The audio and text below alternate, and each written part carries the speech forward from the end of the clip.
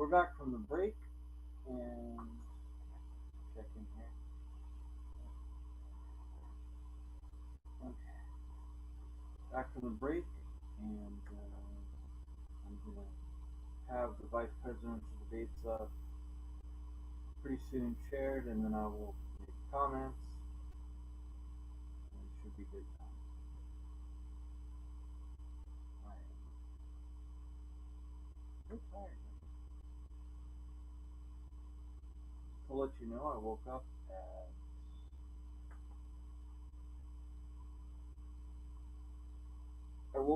at 5 on an alarm, so the lights get prepped, and probably went back to sleep. Here we go.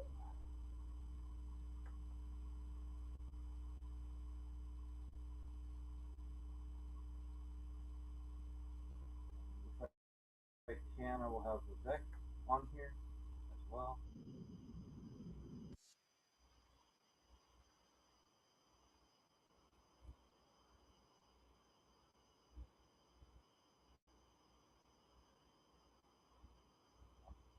Closing that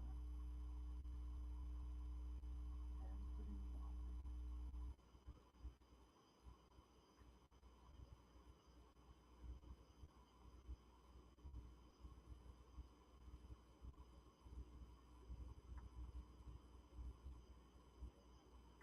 Oh, stay in contact with so the Veterans Administration. I couldn't help but notice that the we're caller's waiting for stanza that he read from what he wrote Vice President included that phrase, the last until then I'm named. No. full measure of devotion famously comes.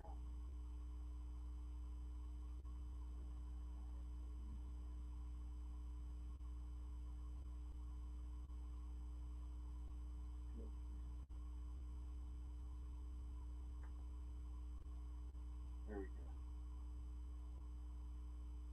Making sure it's as far loud as it can be. Watched a little bit of Larry last night.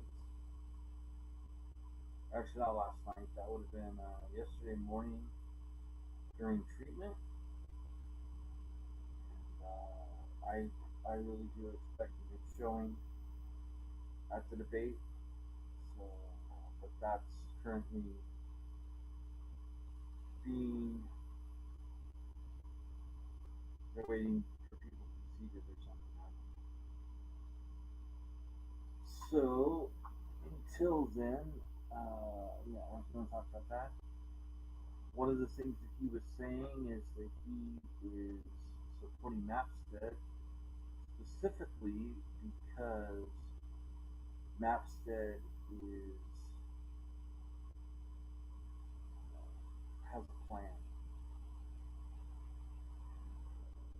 He thinks, he believes very strongly that without a plan, we are only going to get maybe half a percentage of the vote, so like 0.5% of the vote.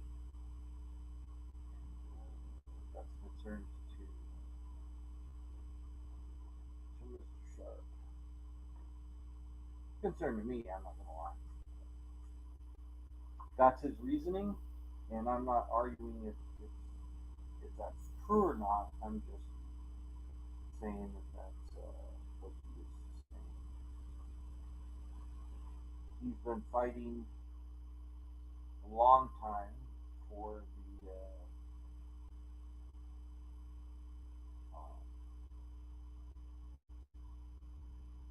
for libertarians to be on the ballot in New York with a lot of opposition. I think he said 9 trial cases. And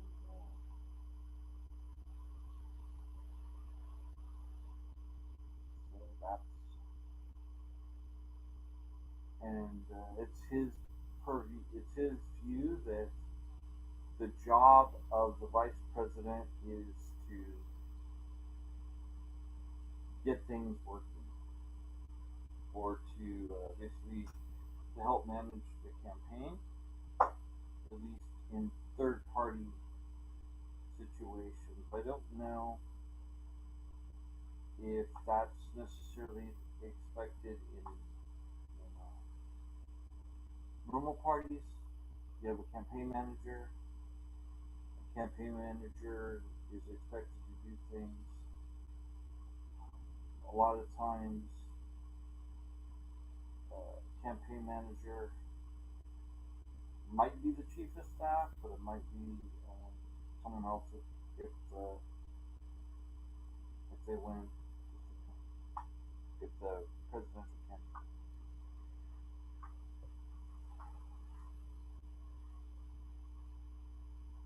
No,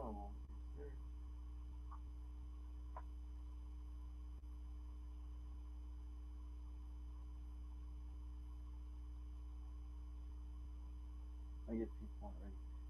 I don't know if C-SPAN had just a different time set or what the situation is.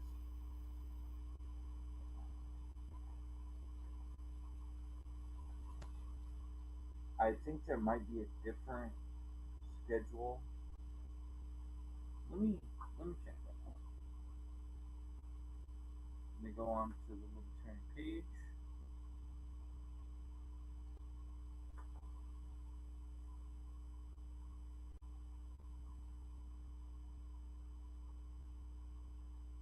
Going to the Libertarian Party page. No, I'm pretty sure this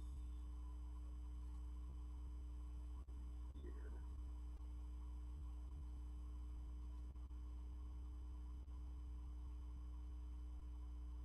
Okay. And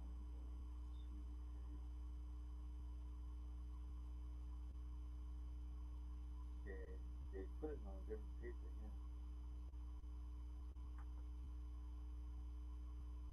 So this is okay.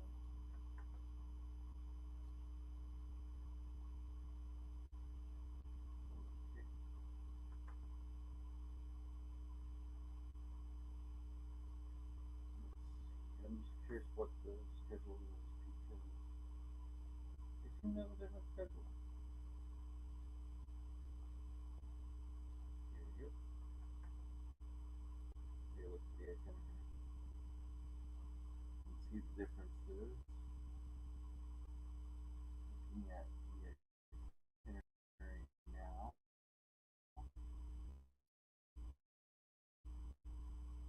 Alright. So we had a credentials committee meeting last night. Registration and credentialing from 1 to 7:30 p.m. Also on Thursday. So that's basically people checking in.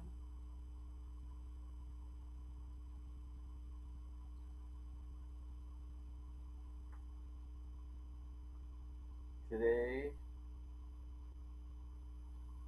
we had, yeah, they have the wrong dates. That's the problem. They have a chair and vice chair debate at 7:30.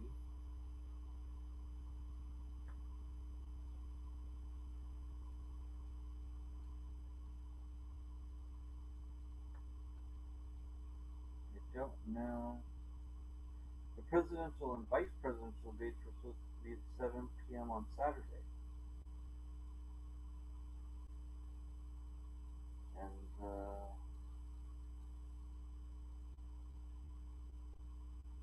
these are all over the place. That's probably why they didn't know. And then Sunday,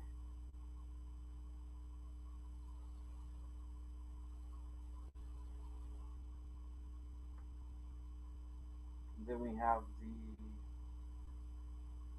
nomination for, so we have the president at 9 on Sunday, and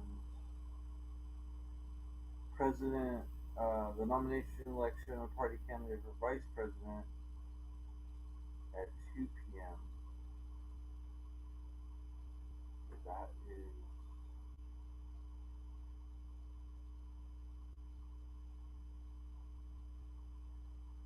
okay. Well, at least that explains why.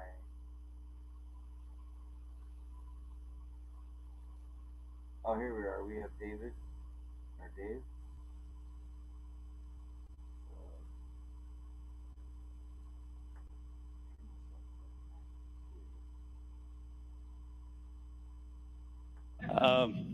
Yeah, my name's Clint Russell. I was born in San Diego, California. Absolutely loved it there, and was forced out due to COVID tyranny, which radicalized me to the end of the earth. And simultaneously, while I was being radicalized by Gavin Newsom, I was listening to this podcast called Part of the Problem. It really shed light on the problems that I was facing in that moment. So I started Liberty Lockdown, and I decided to scream into the ether because I was going mad, or the world was, and I was the only one staying sane, and I couldn't decide which. And I found out that, yeah, it was the world that had gone mad. And there was a handful of sane people out there that was looking for someone that was attempting to tell the truth and to hold on to our most hard-fought liberties. In the land of the free, we were being told whether or not we could leave our houses, whether or not we could play beach volleyball, whether or not we could open our businesses. It was unbelievable to me. I still can't believe it. I feel like I lived through a nightmare that lasted a few years, and when I woke up, everyone just had forgot that we all shared that same nightmare. Weird thing to clap to, but I appreciate it. And really what activated me, what got me more politically motivated was that the run in 2020, while I have tons of respect for both Joe Jorgensen and Spike Cohen, I felt that there was a very big missed opportunity to speak up for bodily autonomy and to speak against lockdowns and to speak against mandates that was missed. And I'll be damned if we miss that opportunity this go around, because the same dangers that we faced then, we face similar, if not graver dangers when it comes to World War III. And I don't feel as if there's any politicians in America that are actually giving it the level of concern that they ought to. And because of that, the American people seem to be sleepwalking their way right behind these politicians into absolute disaster. That to me is the gravest threat that we face, contrary to what the college kids might tell you when it comes to climate change. The climate change that we should be concerned with is nuclear winter. And it genuinely concerns me. I mean, I grew up in the 80s, and this, maybe it's, I'm a relic of the Cold War, even though I was, 6 years old or whatever when the Cold War ended. But I remember my parents and my grandparents, they would talk about it, how they were all so deeply concerned about the potential for nuclear war with the USSR at the time. And how, waging a proxy war between two nuclear powers was just unthinkable and so dangerous. And now we are waging multiple proxy wars between multiple nuclear powers simultaneously. And there really is no anti-war movement to speak for or speak of in this country. That has to change, and I think we can do that. Very good. Very good. By the way, if you see me, I know moderators aren't supposed to nod along and stuff, but I can't help that, and I love both these guys, so I'll be nodding. Yeah, I learned this from Gene Epstein, by the way. If you ever see his old moderating days, he would just make a face of disgust. One guy, someone would be arguing for socialism, and he's moderating, and he's like, it's just the greatest thing ever. Okay, very good. Larry, why don't you take your opening statement now? Guys. My libertarian brothers and sisters, who remembers the first time I said that? Anybody remember? 2016. It's my first time getting in front of a crowd, and I used that statement to open up, and it made people think, wow, maybe I'm part of a family. Because we are. And I spent my time these last 8 years just trying to build out and support so many people within this party. Think about 2016, for those of you who were there when I first came on the scene. How many people who were there running for office, either VP or president, are still with us? Only me. That's it. Everyone else has come and gone. And they often do that. They come and they go. Very few of us sit here together and still don't just become some kind of celebritarian, but actually talk to people in this room who actually still go out and get signatures, who actually still go to court and sue, who actually still show up and give trainings, who still go out and give advice to actual libertarians running, who still show up to local events and raise money, who still support people who are still trying to run at the local level. Very few of us do that. One guy has. You're looking at him.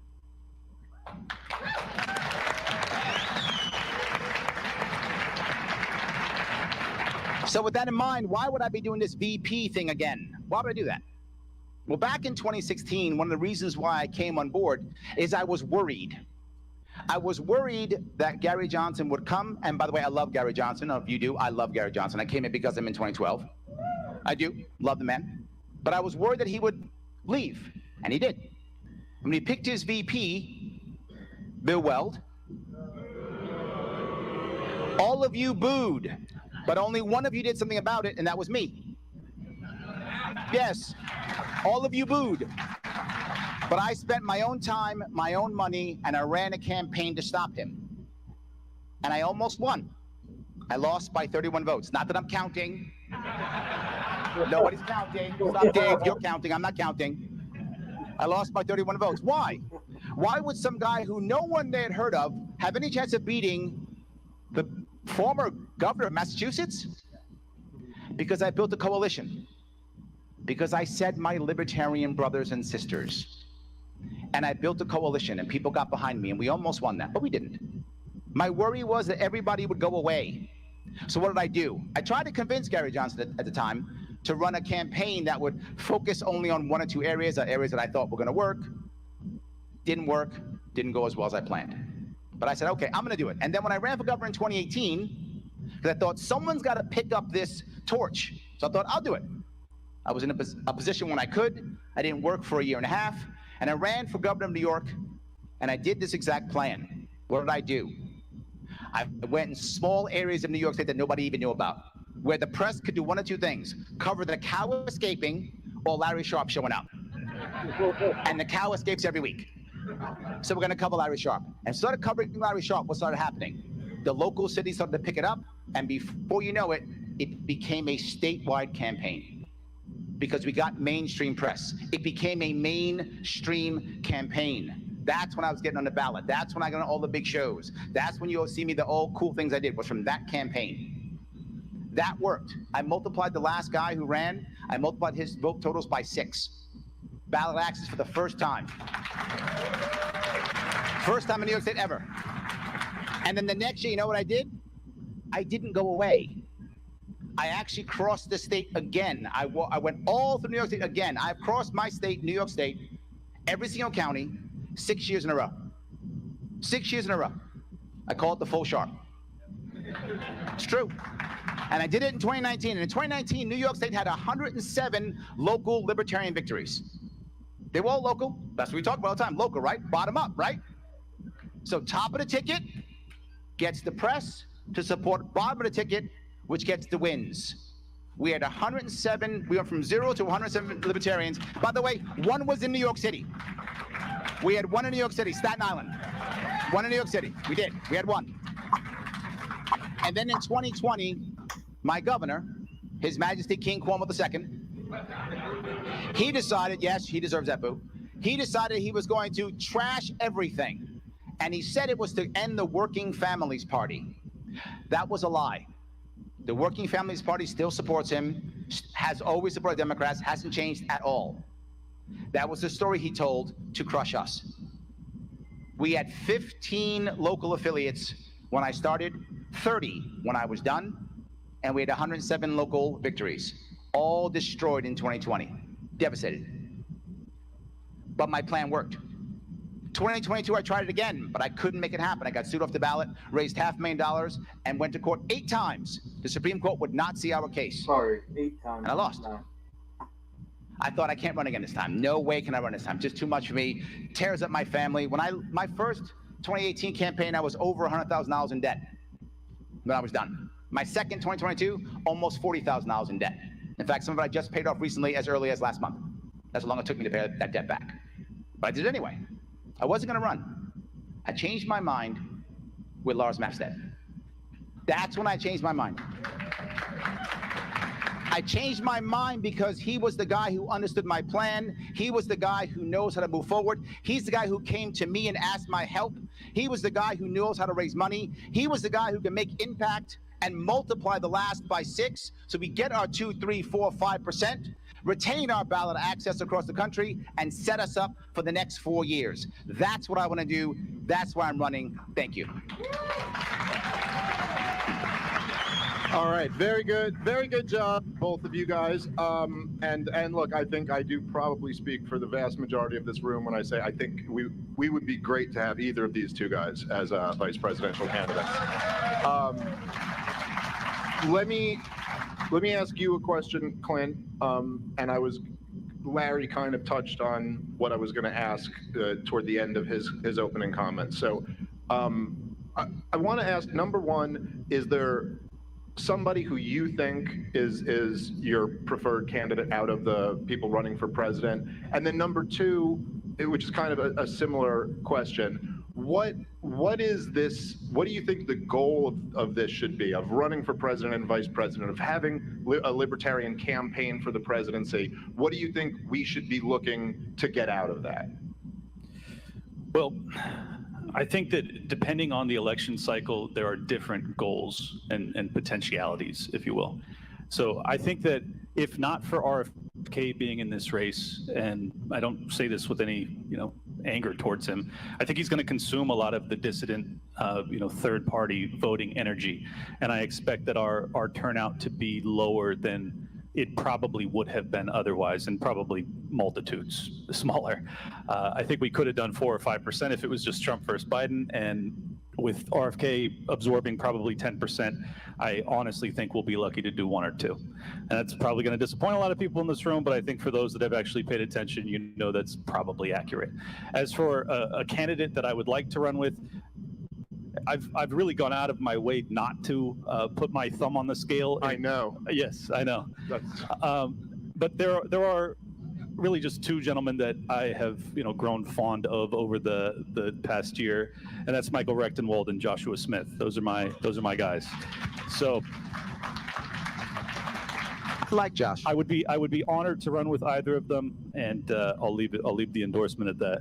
Okay, no, that's fair enough. Just kind of curious. So, all right, Larry, I want to ask you, again, you did touch on this a little bit, but maybe you could expand on why Lars and you think is the best ticket, and what exactly, you said getting the votes, setting us up for the next few years, but if you could flesh that out a little bit, what is it that, look, the truth is that I know every single year we have libertarian candidates run, and every single year they always say, when I'm in the White House, I'm going to do this, and look, we all know the odds of that are not great. But okay, but if that's the reality, I think we don't want to be delusional. So what are the tangible things that we should look for? This is an incredibly important point. Most of the time, what do people do? I'm going to bold this, bold that, bold the other thing, and no one's going to hear you. You can be bolding yourself as you walk around the country, going to state affiliates, talking to libertarians who are already going to vote for you, and going, I'm bold, bold, bold. Nobody cares. Nobody cares. The most important thing is reaching out to other people. Your point is exactly right. RFK is going to suck a bunch of money and a bunch of votes from us. That's true. And if we don't counteract that, we are not going to get 1% or 1. That's not true. We're going to get 0.5%. That's the reality. And when we get 0.5%, we're going to lose ballot access in 20, 30, or 30 states. Gone. This party is devastated. Not just that, Jill Stein is now funded. Did you guys know that? The Green Party's funded. Joe Biden's so bad that Democrats are now funding Jill Stein. I'm not joking. I know because they have paid petitioners in my state. That is insane. For those of you who know how bad it is in my state, Jill Stein has paid petitioners in my state because they are funded. We are going to come in 5th, not 3rd, not 4th, 5th. And if you think the fighting that we have now is bad, wait until there's nothing but scraps left. This will be a bloodbath, to quote Trump. Yep. This will be a bloodbath right here, to quote Trump. We will have it. He'll be wrong, we'll be right here. I don't want that. So what is our goal? Our goal is to be able to raise enough money and to raise enough awareness to pull 2, 3, 4% to retain ballot access across this country. The person who can do that is the guy right now who's already been in 15 polls. 15 polls. Fox News, Wall Street Journal. You can clap on that. New York Times. Yes. There is not a libertarian alive, not even me, and I've been in a lot of polls. Not even I can touch 15. Lars has been in 15 mainstream polls, and he's not even nominated yet. No one can touch that, period. You cannot touch that. None of you can. And he's already polling some of them 2%, 1%, 3%. Already. So he will raise the money. He will raise the team. He will get national coverage. And we will retain ballot access. What should our goal be? Ballot access, ballot access, ballot access.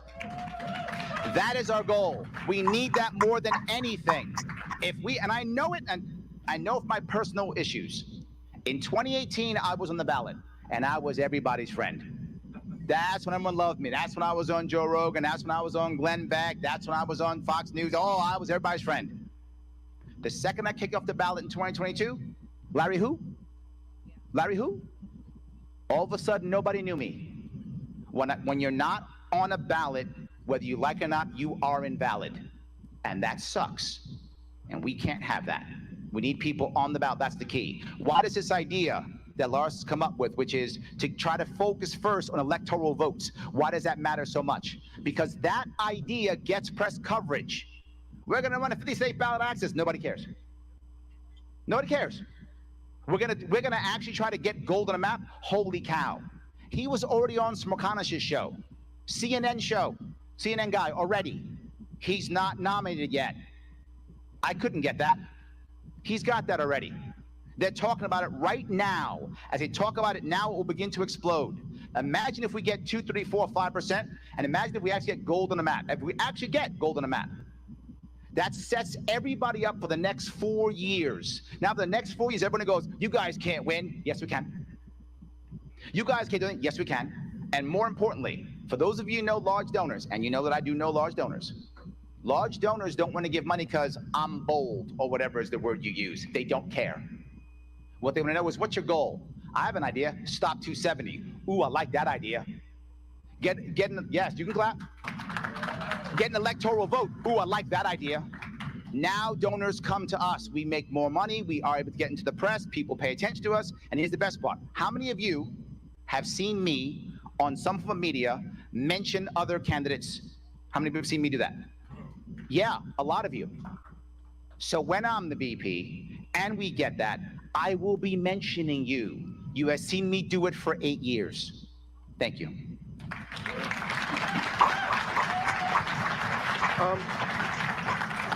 All right, so Clint, I want to ask you, because I think there might be some contrast here. Like, what do you think of the idea that the main goal of a libertarian presidential run should be ballot access, and that, or you can respond to any of what Larry just said here. But do you agree with that, or do you? Because my feeling would be that you would have a different opinion. No, I obviously, yeah, I don't fully agree. Well, I think it is an important. It's an important outcome, and it would be a nice side benefit. It is not my focus. It's not the reason that I want to do this. I think that we have a rare opportunity to speak to really, entirely man-made catastrophes that face humanity. And if we can do so in a compelling fashion, we can actually create a movement. Now, far be it for me to think that I could possibly reignite the Ron Paul revolution, but I think that's, if we expect to actually maintain our position as the third party and try and make inroads on the duopoly, we're going to have to create a movement. And while I respect what Lars has done getting on to different polls and conventional TV, I really think you're fighting the old fight. I think that the future is now, and now is the internet, the podcast, the YouTube. I think that that's really where the majority of young people are getting their news, they're getting their commentary, and I think that that's able to reach far more people. If you just look at audience sizes, it pales in comparison. I mean, Timcast IRL will do double or triple an average CNN program. And I think that, I've been on there 7 times. I'm able to reach very significant audiences. I reach millions of people per if not per week, certainly per month with the show I do with Luke Radowski. I reach millions of people with Liberty Lockdown. Like, these are real tangible results. There's a created fanfare after only doing this show for less than 4 years. I've got hundreds of people that know my name. I mean, all through a podcast. It's crazy. Now, that doesn't mean that there's electoral success at the end of that rainbow. We have to do far more. But if you can't reach the people and inspire them to actually convince and convert more people into becoming libertarians, then this is all for naught. I am not interested in getting 2 or 3 or 4% if those people all abandon ship the second the election is over. Like, I want to actually convert people, heart, soul, mind, body. And I think I can do that. All right. Let me touch that if I could. Go ahead. I think you're right. You reach a lot of people. The problem is you reach the right people. And here's an example I'll give. In 2018, I was on 2 different shows at 2 different times. I was on Dave Rubin's podcast, and I was on Joe Rogan's podcast. Joe Rogan, far more popular than Dave Rubin. Not even close. Far more popular, even back then. Goddamn right. Yes, 100%. Far more popular. I got far more views. I got far more, a far bigger bump in all my social media, all of it. Didn't raise much money. What on Dave Rubin? Raise money. Lots of it. Put everyone else to shame. Why? Who was I talking to? Different audience. The audience does matter. It is important that youngsters do listen to us. Of course, youngsters don't vote. The people who vote are the people who read the local newspaper. They vote. And I agree with you. Some of them we will absolutely lose, but I don't care. Give me 4%, then walk away. I'll take it from there. I did that. In New York State, I got the votes I needed, and then what I do, I gave us 107 local libertarians, and they will do what you just said. My job isn't to convert all of you. My job is to make sure local people show up, they win, they will convert, they will change. That's ground up. That's what I'm trying to achieve. Thank you. Do you want to respond to that, or? Okay. All right, I want to. Okay, I want to talk about a few policy issues. So just very briefly, but like as some of you probably know, I was like in the Ron Paul movement. I joined the Libertarian Party in 2018, and I'm a member of the Mises Caucus. I've kind of been learning in the years since then about kind of different factions within the Libertarian Party and like different views that people have. There's obviously a few issues that libertarians have typically had debates about. I'm thinking immigration, abortion, things where there are kind of libertarian luminaries who have made libertarian arguments that take you to different sides of it, but starting from libertarian principles take you there. One faction, and I don't exactly know how big it is in the Libertarian Party, has over the last couple of years, and this has really shocked me, supported the policy of funding Ukraine and are now currently supporting the policy of funding and arming Israel. I do not understand how you can get from a libertarian starting point to justifying robbing one group of people to fund another nation's conscripted army. I'm just because I've been so baffled by the fact that there are some self-identified libertarians who support this, I just wanted to ask both of you what your opinion is and what your campaign opinion would be on this. I'll start with you, Larry. I just went. Oh, okay. I'll start with you, Clint. Well, hey, I'm the moderator. Sorry. I have No, a habit of we're going moderating. with you, Larry. Sorry about that. Just Larry trying to alpha me up here in the Libertarian Party. You want me to go again? You want to give Yeah, we can switch it up. again. Flex I'll on go him, Dave. again. Flex on him. I don't mind. I'll go again. No. You're right. The starting point, if it was libertarian, you're right. But the starting point isn't libertarian. The starting point is American empire, right? That's where we are right now. No libertarian in this room, if you call yourself a libertarian, wants to have American empire. Nobody does. The question is, how do we make that step away from American empire? And it is not funding these wars. I think it's totally correct. It's not funding these wars. The reality of it is we also care about contracts. And sadly, we signed some terrible contracts. So we have to somehow wean ourselves off of this. Not just that, for those of you who know how this actually works, the military-industrial complex is a massive jobs program. I see it in my own state. Literally, almost all the new jobs in New York State all military-industrial complex upstate New York, almost all of them. So can we just say no and stop it? We should. You're right. We can't, realistically. Americans wouldn't accept it. They're paying their bills off of it. They're eating off of it. They're surviving off of it. This has to be weaned off. And the appropriate way of doing this is being very honest about yourselves. This is what Lars talks about all the time. He has said more than once. He has said we have to fund peace, not war. Now you might go, well, I don't want to fund anything. Me neither. But we are, by the literal billions. If we're going to start funding, fund to tear everything down. Fund to bring it all back. Bring everything back as the best ability as we possibly can. Someone once said, the first thing we want to do is shut all the bases down tomorrow and bring all the troops home and discharge them. And people go, yay! So you tell me you want to take 2 million men and women and make them unemployed overnight. What a terrible idea. No.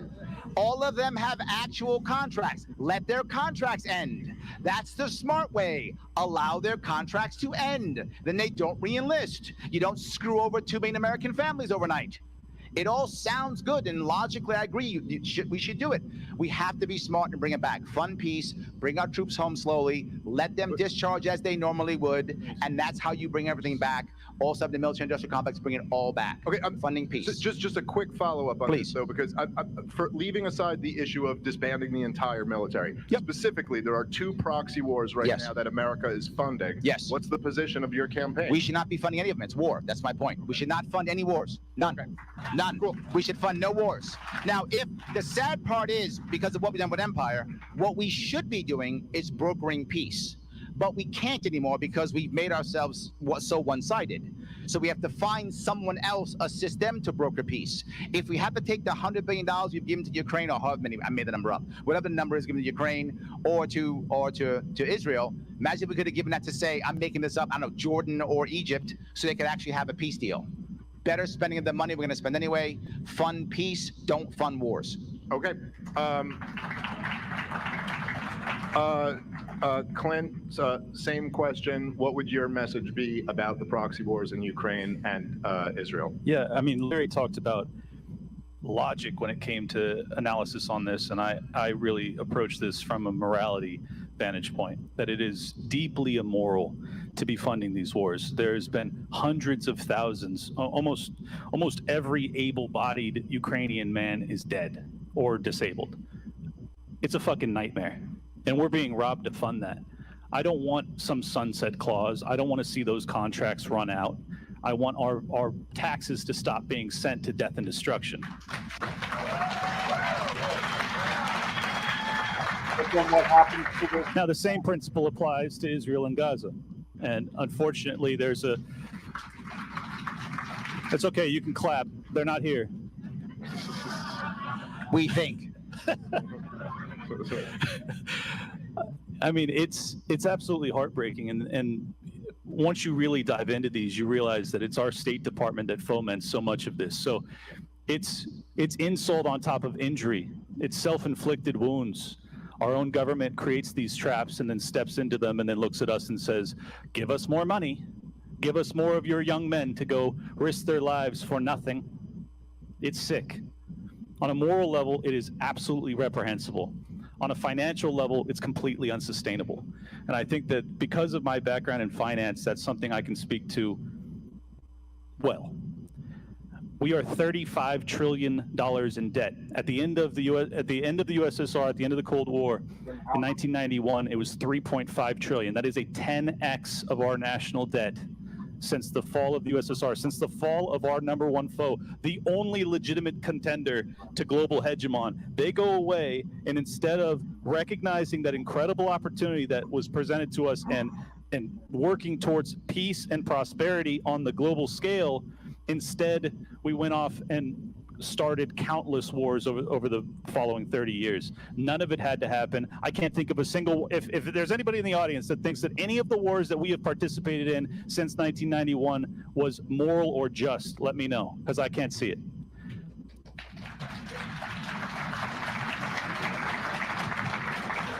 I'd go back to 45.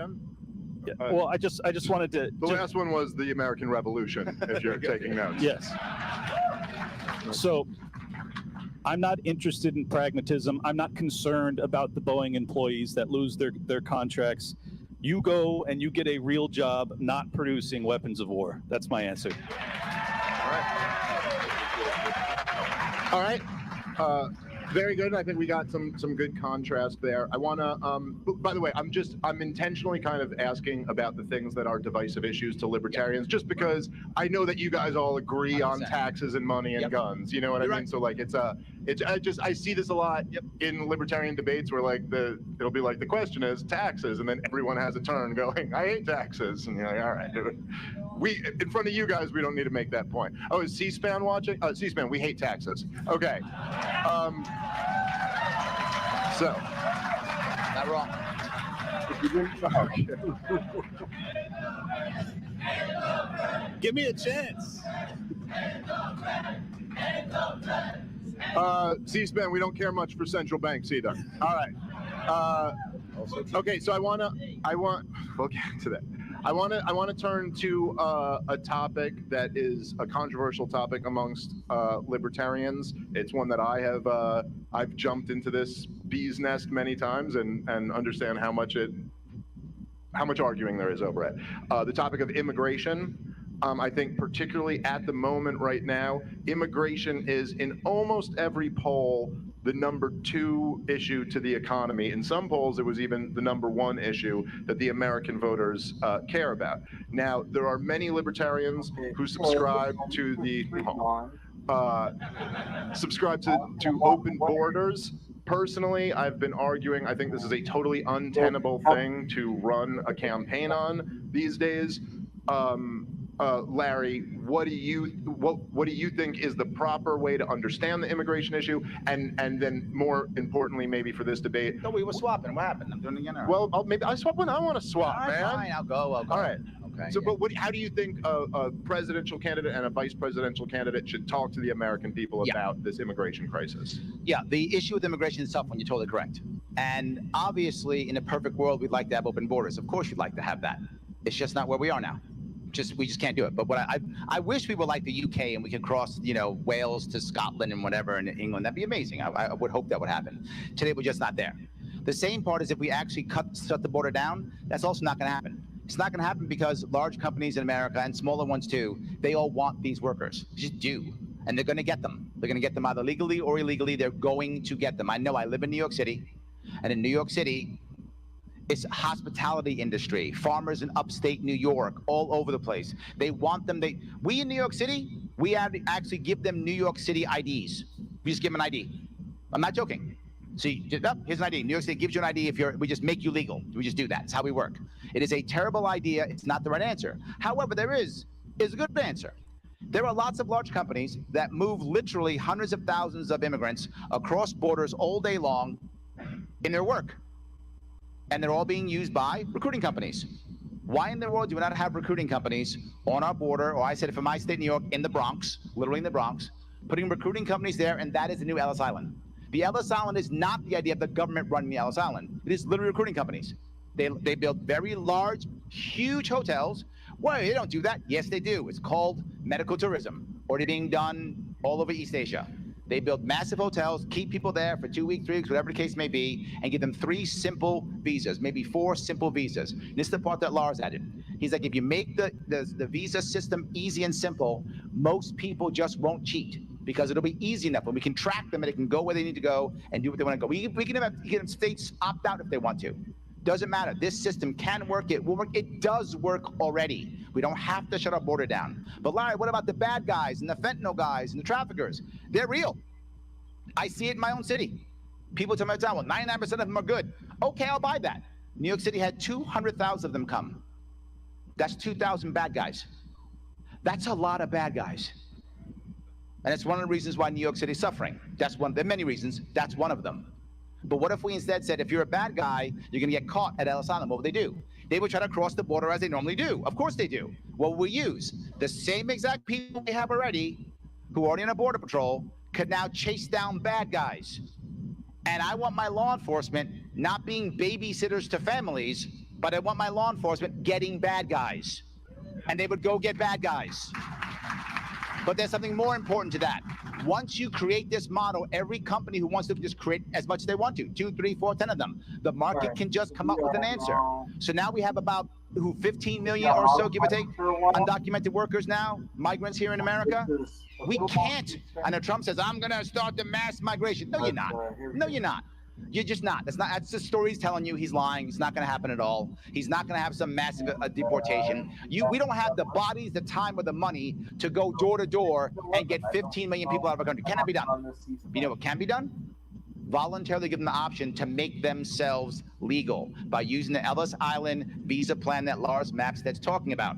Use that style. They'll just go. You can be in Texas and walk to and walk someplace in Texas, or be in the Bronx, wherever. Go there, get legal. Once you get legal, here's what also happens. There are the bad guys. When I want to go get Bad Pablo right now, I can't get Bad Pablo because he's in an enclave right now to where everyone wants to protect him because they're scared because they'll get arrested. But once they start becoming legal, they will now tell law enforcement where Bad Pablo is. And now they'll tell them. And again, law enforcement is out getting bad guys, not throwing out families or putting kids in cages. That is the way we speak about it. That's how it matters. We be realistic about this so we can have vibrant immigration, but still control our borders. Thank you. All right, all right. For the record, Pablo is framed, but Clint, same question to you. How should a libertarian vice presidential or presidential candidate talk about immigration? Well, I think the key is to tell the truth. And I approached this with a very, I guess, kind of a clean slate. I didn't really know what I was getting myself into when I started to do the research. I grew up in San Diego. Legal immigration was a way of life. I mean, everybody I knew was a legal immigrant, it seemed like. So I didn't think that it was that much of a stark difference until I actually did the research. And I did the research about a year ago. These numbers may have changed slightly, but the estimates from, say, like George Bush era, the averages were 200,000 to 500,000, usually around 350,000 illegal crossings annually. We're now talking about 10x that, just as I said earlier about our national debt. These are really dangerous numbers. And then I dug a little bit deeper and I realized, like, okay, how could this possibly be happening? That to have a 10xing of illegal immigration in a matter of years, it can't strictly be an economic phenomenon. And then I realized that the United Nations was funding, based off of billions of US taxpayer dollars that goes to the United Nations. They then fund hundreds of millions of those dollars back into NGOs and nonprofits, which assist the migrants on that trek up into the United States of America. They do the same thing when it comes to Europe. If you're paying attention, you've already seen that really hardline anti-immigration politicians are becoming more and more popular in Europe.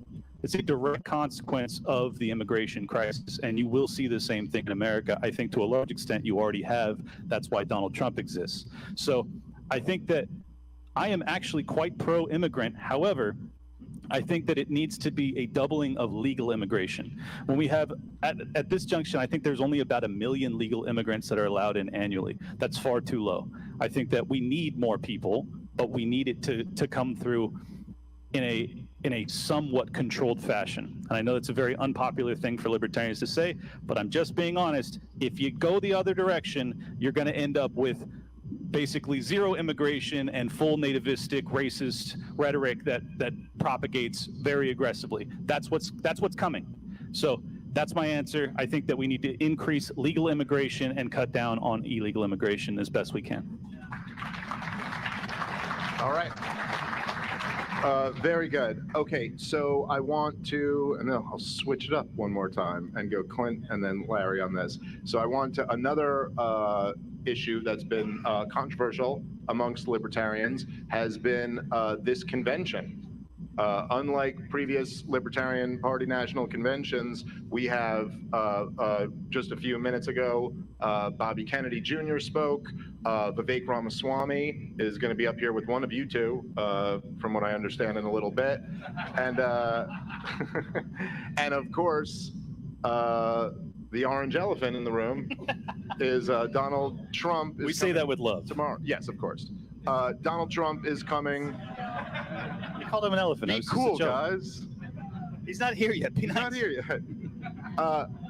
But obviously, this is a very historic moment for the Libertarian Party and the Libertarian movement. We've never had anything like a former sitting president and the front runner to be the next president if he's not arrested/assassinated. A lot of libertarians have been upset. He's joking. About this. FBI, he's joking. FBI, he's joking. He's joking. I'm not threatening to do it. I'm saying they're going to do it. I'm not, Okay. The FBI is not going to arrest me. He thinks the FBI keeps presidents safe. No, I think the Unbelievable. FBI arrests us for saying anything. That's what I think. Yes. Again, I'm not going to assassinate him, to be clear. But anyway, this has been somewhat controversial amongst libertarians, and I'm kind of curious in both of your thoughts on this. So Clint, you first, and then Larry. I'll be honest, I was thrilled. I have felt as if this party has kind of languished in obscurity, and I say that with all love, no animosity whatsoever. I want there to be more attention, more eyeballs, more interest, more think pieces, more opinion pieces. I want all of that. I want more attention on our ideas, primarily because I think we're fucking right. I think we are absolutely right. So for those that are lamenting the fact that the orange elephant will be here in a couple days, I don't get it. I'm just going to be totally honest. I don't understand how it tarnishes us. He comes in, he says a bunch of unlibertarian crap, and we boo the hell out of him. He leaves. The articles get written. Who cares? It's great. It's all fantastic. RFK was in here earlier today, and I'm hearing free Ross chants and free Assange chants. And do you know how Assange responds? Or do you know how? That's right. And do you know how RFK responds? He says, yes, we instead of arresting these people, we ought to be building monuments to them in D.C. Now, whether or not he believes that, who really cares? We have a legitimate presidential contender who's saying it, and it's going to be broadcast across. And if you have a populist movement, there's a decent chance that it gets adopted by whoever wins. These things matter. They matter a lot. So I'm very optimistic. I'm very appreciative of Angela McArdle. I know she's created a lot of division, or the party's been divided or whatever, but I think it's been a huge boon to the conversation, to the popularity, to the eyeballs, the interest, everything else, the dialogue. I love it. I think we have the right ideas. Let's test them in the fire of the media space. Let's do it. All right, Larry, your thoughts. I was not thrilled. I was not. Just being very forward, I was not. I was worried. I was concerned. I thought that we had an opportunity that we might wreck it, that things might go poorly, that the media might destroy us. I was worried about, I was very worried, to be very forward. I told all of you I was. But I also thought we had an opportunity. Is Dan Real in the audience? Is he here? Dan? Dan made Fox News about an hour ago. You know what he made? Yes, he did. He made the Bret Baier show saying how he doesn't want that Donald Trump shouldn't be here and we don't want him. Remember that yelling thing he did? Fox picked that up. He was on Bret Baier. So some of you might have seen that. So you know what? I'm now okay with it. I was worried. I'm being very forward. I was concerned. I was worried that we might screw it up, that things might go poorly. But Fox News did not show it as they love Trump. Did not. They showed Dan Real out of Connecticut yelling how much he shouldn't be here. We don't want him here. That's what they actually picked. That's not bad at all. I'm okay with that. If we can keep doing that, if we can keep having people show people exactly who we are, if we can keep doing that, it was a good idea. If not, we screwed up. So far, I'm okay.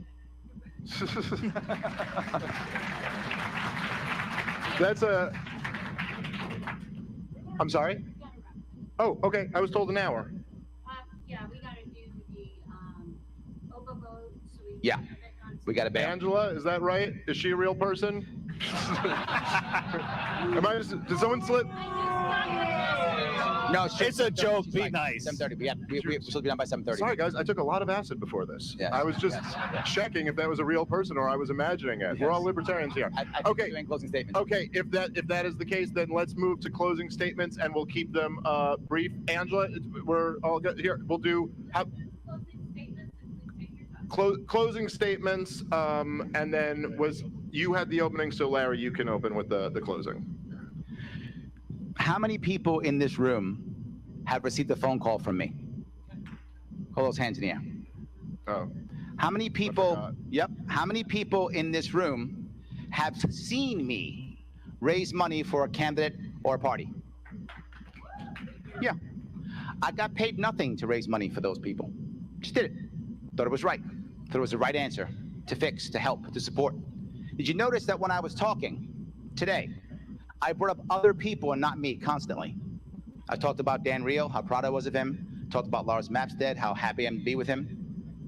The job of the VP is not to be super cool guy. That's not the job. It's the president's job. I'm out. You are out. Yes. It's a joke. It's a joke. No, it's not. No, it's not. It's not. The job of the VP is support staff. The job of the VP is motivator, coach, and trainer. The job of the VP is to make sure that our president candidate looks good when they're out there. The job of VP is to support that VP with that president whenever they can. To be a surrogate. For those of you who remember in 2016, I was Gary Johnson's surrogate in the media several times. Some of you remember. I was sometimes better than him. But that's the job of the VP. That's the job. Support, helping, and being here in the future when people need us. Because very often our candidates pack up and go. They do sometimes. But I'm still here. It's important. Yes, thank you. It's important that you pick a VP who is going to support the president, who is going to support them so they can achieve their goals and we can all grow, getting ballot access, growing at the local level, and making this a great, great party. I'm asking tomorrow for you to give me, if it's tomorrow or is it maybe whenever it is, I'm asking two things for you. One, I'm asking every one of you to support the presidential candidate that I want you to support. I want you all to vote for Lars Mapstead first round. Everyone, I want you to vote for Lars Mapstead in the first round because he is the guy who will get us where we need to go. He will set us up for the future. Everything else gets us 0.5% loss of ballot access. Lars Mapstead gets us more. I run when I can make impact. I could run all the time. My congressperson's AOC. I could run every 2 years if I want to. I don't. I run to make impact. This year it's impact. So I'm asking for your vote tomorrow for Lars Mapstead, round one. Please do that. I'm supporting him. Please support him too, and please support me. Thank you.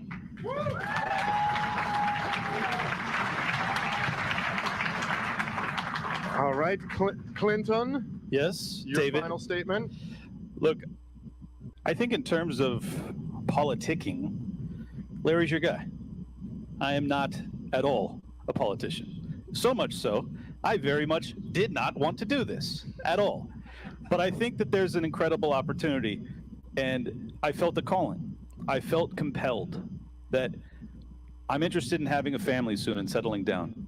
And I'm really concerned about the condition of the world, both economically when it comes to the domestic condition, and then militarily when it comes to the foreign concerns. And I would just not be able to look myself in the mirror if I didn't go out and tell the truth about what I see happening. So that's what I bring to the table here, is that I promise you, I will not be politicking, and I will not be kowtowing to the presidential candidate either. I will be telling the truth, even if it conflicts with them, because I am not a politician. I'm here 100% to tell the truth about what I see happening in the world, and I'm not going to be, undercutting them or trying to be vicious or anything like that. But I'm just here to tell the truth. I think that is what the American people are looking for. Yes, many of them are looking to be lied to, of course. They always are. However, I think there has never been a more right market for just sincerity, honesty, truth-telling, courage now. Right now. They have been lied to in an unbelievable way. So many people have just realized that they put poison in their body, and they were told that was the only way that the economy could ever turn back on. I mean, what a sick joke that is. Those people are shaken to their core. They are looking for answers, and right now they're finding those answers in RFK Jr. That's the truth. They think that he's their savior. Unfortunately, he prescribes a lot of socialism along with his truth-telling about COVID and the FDA. We need someone who tells the truth about everything.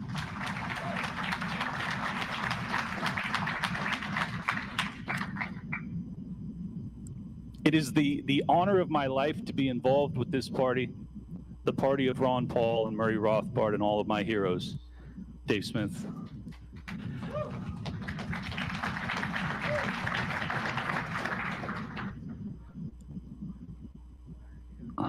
trying to think about which angle to go with this. I'm like, do I just tell you guys I love you? I do. I love you guys.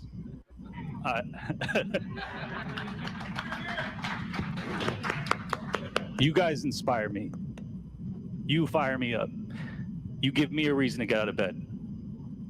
And I think that we need someone with that fire inside them. And I have that. I'm ready to go. Yeah. Hey, Whatever happens here, two of the absolute best guys that we got in this movement, guys. Larry Sharpe, Clint Russell. Give them a round of applause. Thank you guys so much. Good job, guys. vote for me for Vivek. Vote for me. Good save, buddy. Thanks. Yeah, both of them.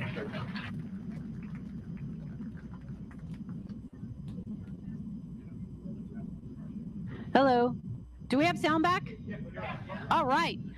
Hang tight for 1 second because we are putting a QR code up on the screen and you're going to have 15 minutes to vote.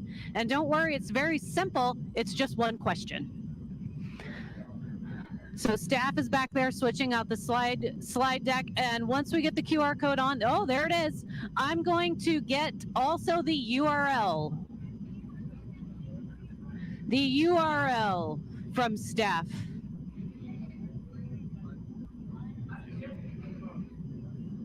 All right, hang tight.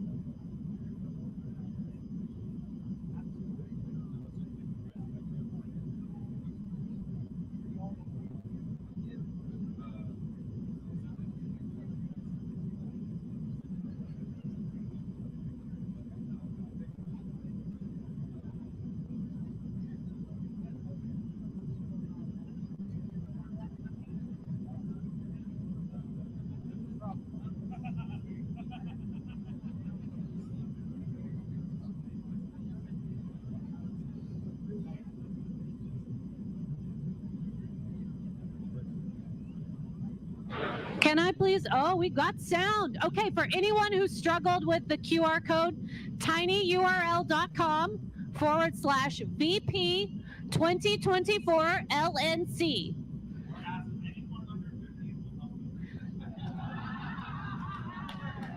tinyurl.com/VP 2024 LNC or this code. You've got 15 minutes to answer one question. I believe in you. And I will make sure we share the results, so just stick around.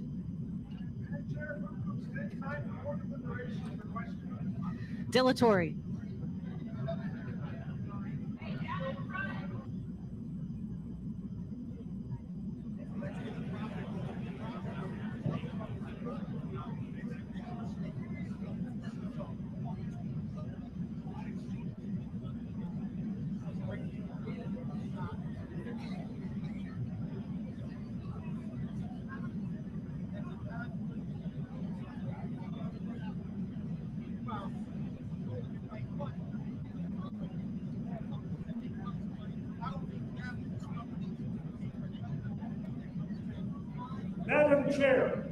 Madam Chair, mic 2.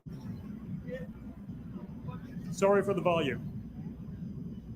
We are coming back to order. We are trying to work through some bylaws issues. Madam We Chair, are- I call for the orders of the day. We are orders of the day at 2:00 p.m.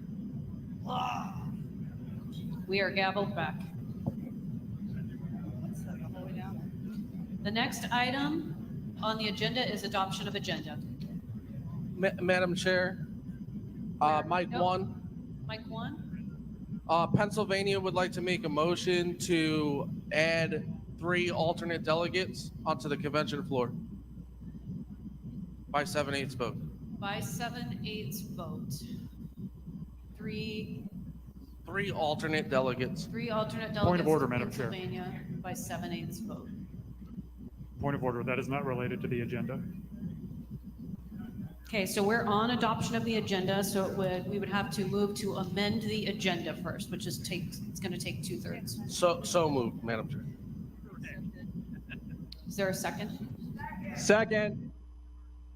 That's Theodore Cozen in Pennsylvania. Correct.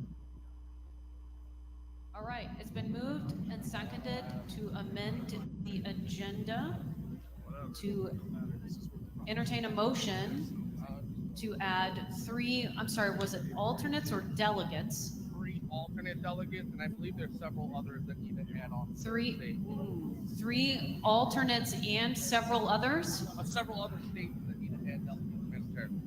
Got it. 3 alternates to Pennsylvania, and potentially other credentials motions are forthcoming. Point of order, Cassandra Fryman, Ohio delegation.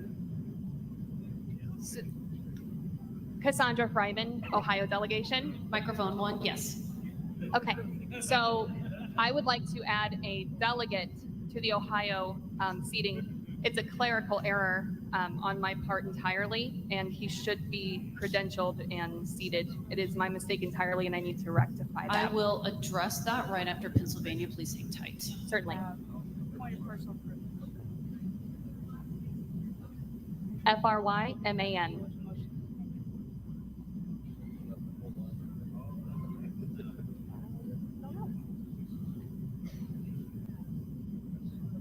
Are there any objections to adding 3 alternates in Pennsylvania? I feel like the room's amenable to it.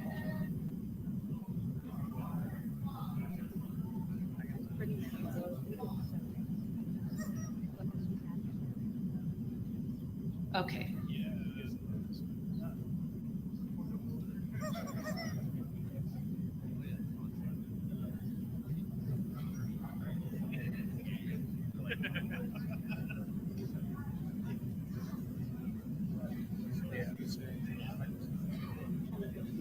Madam Chair, point of information, we're at the motion to amend, correct? Guys, when the parliamentarian is talking to me, please wait just a moment, because now I don't know what he said.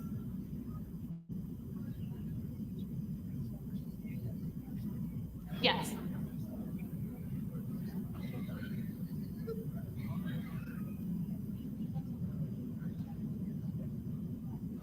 Okay.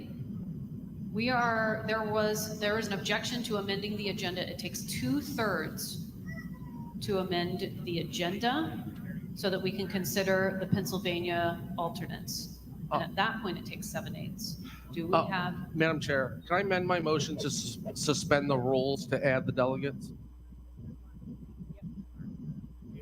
Because we have not voted on the agenda yet. okay, you're correct.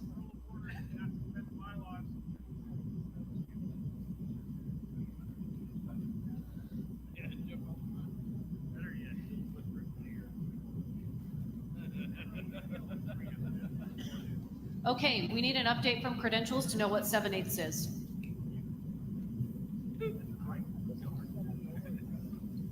Okay. This will be fun. It requires 7/8 of the convention to approve adding these 3 individuals. And we need to know their names. Mr. Cozen, what are their names? So my formal motion is I move to amend the credentials report to add Eli Platt, Dustin Tepper, and Jared Minnie to the Pennsylvania as alternate delegates. Thank you. You want me to run them up to you? Okay. Is there any further discussion on this? Okay, great. All in favor of adding them, please stand up.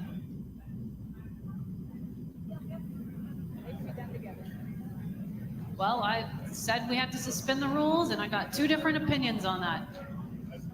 So we need two. Point of parliamentary procedure. He made a single motion to both suspend the rules and do the thing, which would then mean that all would need a 7/8 because a suspension of rules needs a 2/3. But if you made the single motion, it's the higher vote threshold. Okay. All in favor of adding 3 alternates to Pennsylvania, stand up. This requires 7/8.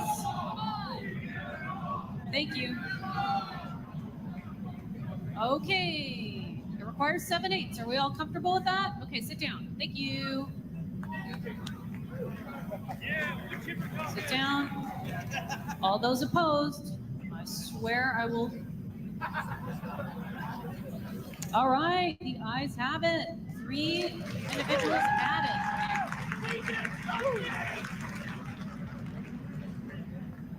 Madam Chair, microphone 2. I have a point of personal privilege. Are we back to Cassandra Fryman in Ohio? Thank you. Please proceed. Thank you. If I could make a motion to add Derek Rethman to the Ohio delegation proper per his credentials and my clerical error. Is there a second? Second. You're not allowed. Is there any objection? There's no objection.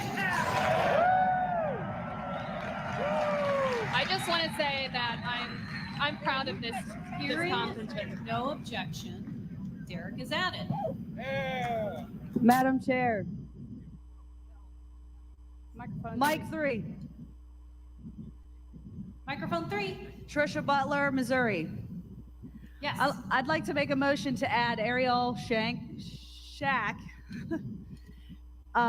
who is currently a New Jersey alternate, to Missouri as a delegate, please. A motion to add Ariel Shack to the Missouri delegation, and she is from New Jersey. Did I get that right? I think so. Okay. It's been moved and seconded.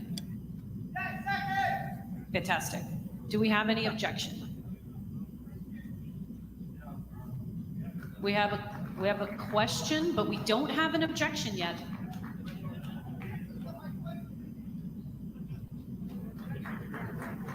Is it a point of parliamentary inquiry? Is it a request for information? Yes. Are we voting to remove her as an alternate and from New Jersey and add her as a delegate from? Thank you. We are voting to remove her as an alternate from New Jersey and add her as a delegate in Missouri. Is that correct? Yes, please. Okay. There we go. There's your information. Is there any objection? Hearing no objection, she is added.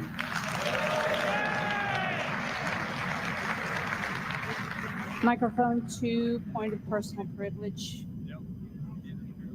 Microphone 2, please state your name. Alicia Purcell, delegate from California.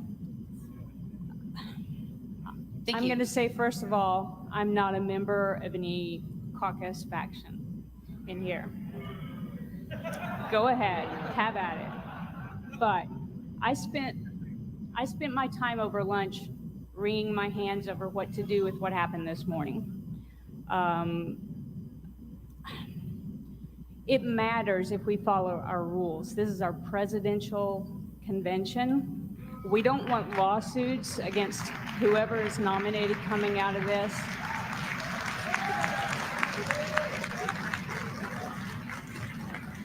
And I had trouble, I'm a parliamentarian, I had trouble knowing how to vote on the questions this morning. Part of it was lack of information. Part of it was there are rules in the states that I don't have in front of me to decide whether the people being added are in violation of their bylaws. And if it's in violation of the state bylaws, it's in violation of our bylaws because Article 10. Point of order, Madam Chair. Mike 4. Mike 4. The speaker is engaging in giving opinions and debate, not making a motion. We need a motion. We do not need opinions and debate. And I'm going to tell you, I'm intentionally not going to make a point of order because I don't want this convention to devolve into chaos. But it needs to be said, guys. If we just vote emotionally, we can hamstring the party. And I think we need to realize that it's important that we get information before we just emotionally make these decisions on who's choosing our candidates. So do with it what you wish. It has to be said, and there you go. Ms. Mattson, did you make a particular point of order? Everyone is talking over you, so it's difficult to understand what your concern is. I get it. I think what some of the things we did earlier, not all of them, and I'm not going to delineate every one. I think some of the things we did earlier were probably violations of our bylaws, but the delegates in this room don't have enough information to connect the dots. Okay. And so I'm not making a point of order. Okay. I just want to remind us how important it is. If we don't follow our rules, we don't want to be tied up in litigation forever. So let's be meticulous about it. Okay, thank you. Next at the mic. Gail Lightfoot, California. Can you hear me? Yes, Ms. Lightfoot. Okay. I think we should trust our stakes to give us proper information. I don't think the bylaws spell out that the Credentials Committee is supposed to check on the state's bylaws, and we should trust them to give us proper ones and proceed from there. That is not a point of order. I appreciate it, but let's keep moving. Madam Chair. We're Microphone 4. microphone 4. Ken Molman, Kentucky delegate. I call for orders of the day. Thank you. All right, we're on the agenda.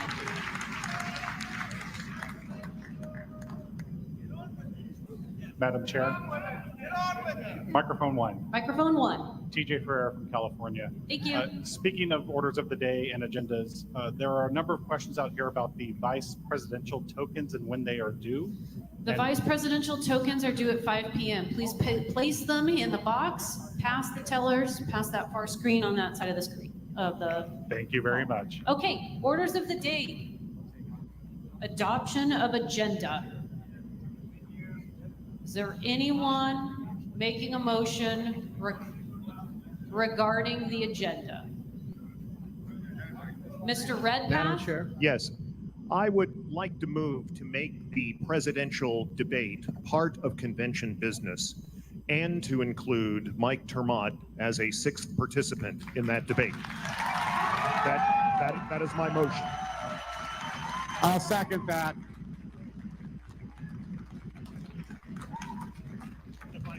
If I may, to be specific, I would say tomorrow morning for the presidential debate. If you need a time on the motion, Madam Chair. Let me workshop this with you to make sure that I have it down in a precise manner.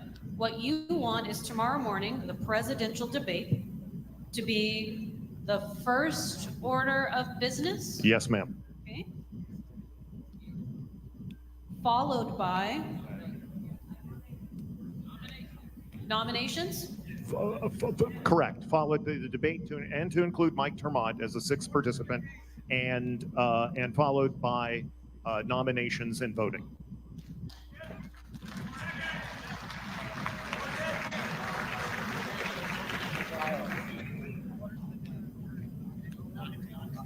Okay. Yeah. And then followed by orders of the day. The debate tomorrow morning, including Termott, followed by orders of the day. By orders of the day. So we are not moving up vice presidential elections. We are not changing. Are we just bumping everything else backwards behind That would be my motion. Got it. Request for information, Madam Chair, Mike 2.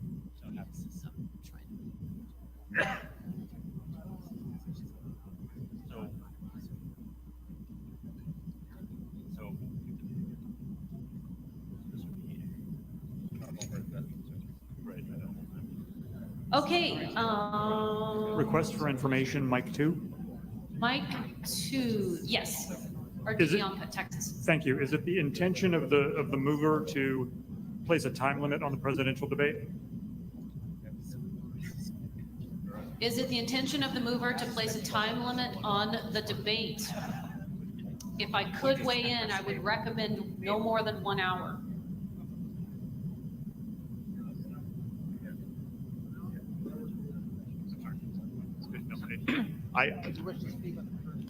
I would say 2 hours, ma'am.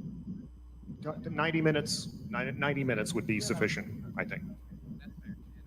So I would move it, I guess, 9 a.m. to 10:30 a.m. Okay. Thank you. Microphone one. No. Microphone 1. I have a motion to amend the amendment.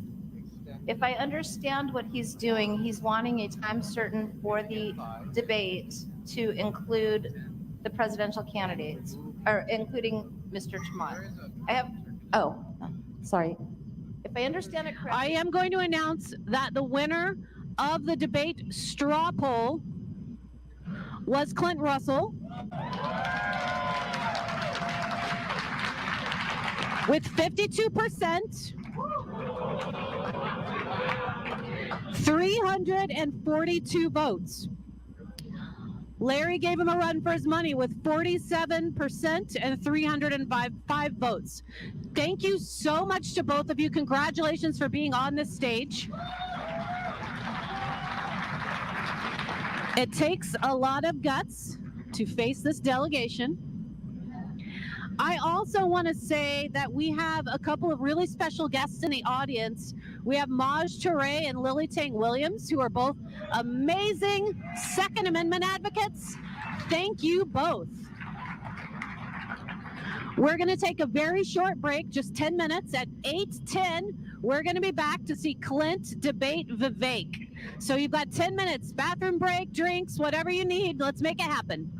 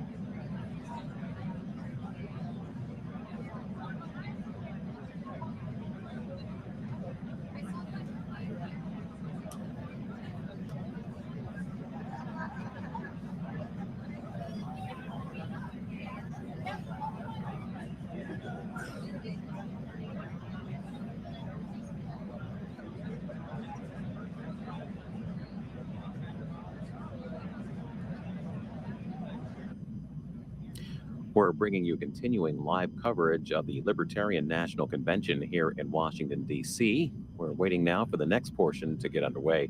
We should see one of the Libertarian vice presidential candidates, Clint Russell, debate former Republican presidential candidate Vivek Ramaswamy. Live coverage here on C-SPAN.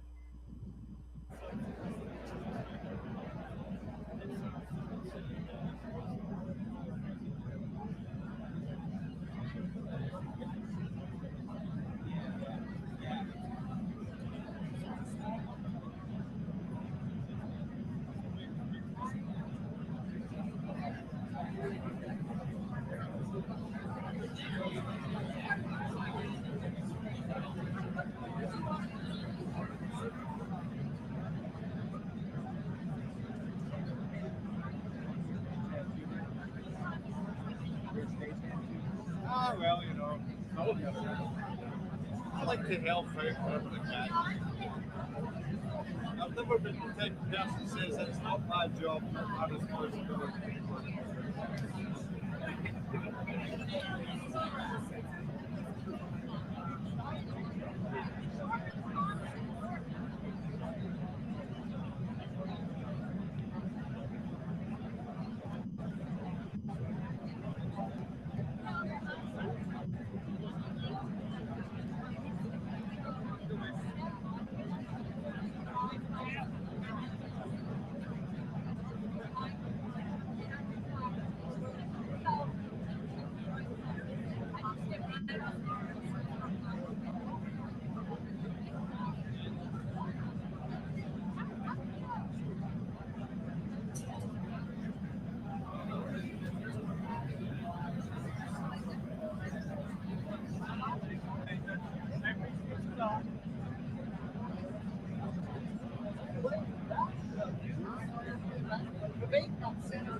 I know, I'm not tall, bro.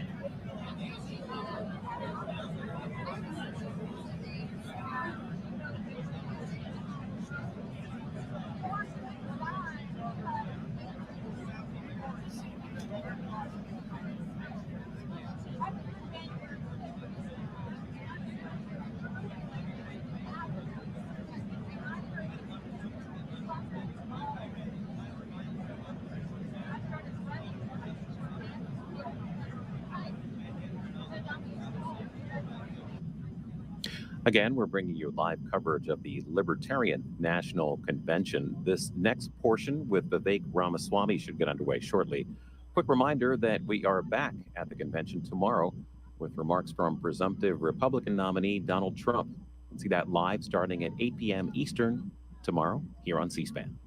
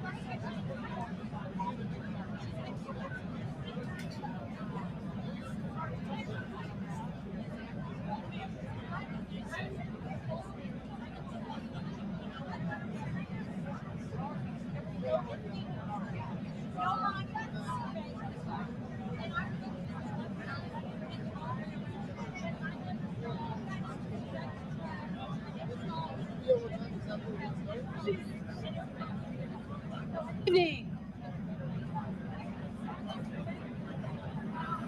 Good evening. Hey, everyone. Let's get sound in this microphone. Good evening. Oh, nope, not yet. Yes. Yes. Welcome back. We're a couple minutes behind schedule. Vivek Ramaswamy is here.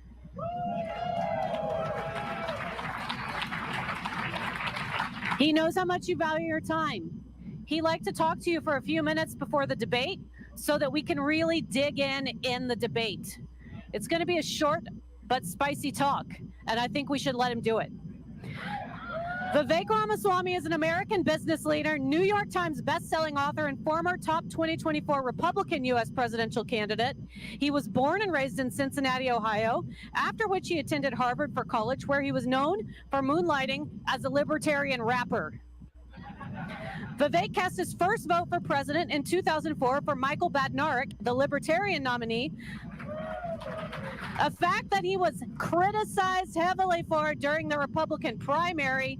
Vivek often quoted Hayek and Mises on the campaign trail, and his signature campaign issue was shutting down the regulatory state.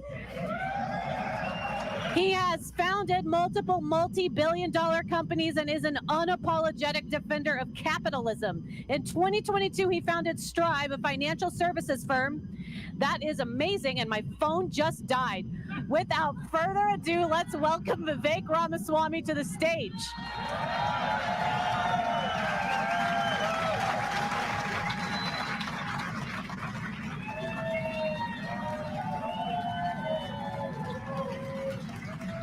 Love you guys. Thank you for having me.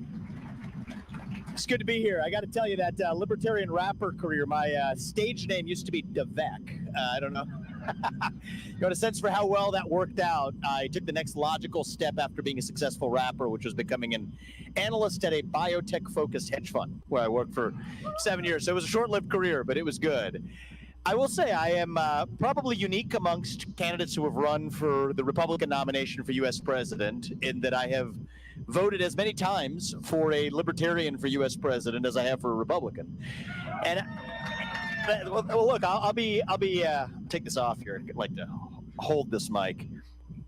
It's a very formal podium for a libertarian conference here. Things have changed around here, I think. The truth is, I've been skeptical of both major political parties for a long time. Republican Party, Democratic Party. I'm skeptical of any third parties, and I'll get to that in a second as well. I'm skeptical of the modern Democratic Party. Let's start with that. The reasons for that are obvious. The conventional wisdom is the current Democratic Party is a socialist party. I don't think so. I think it's increasingly leaning in a Marxist direction.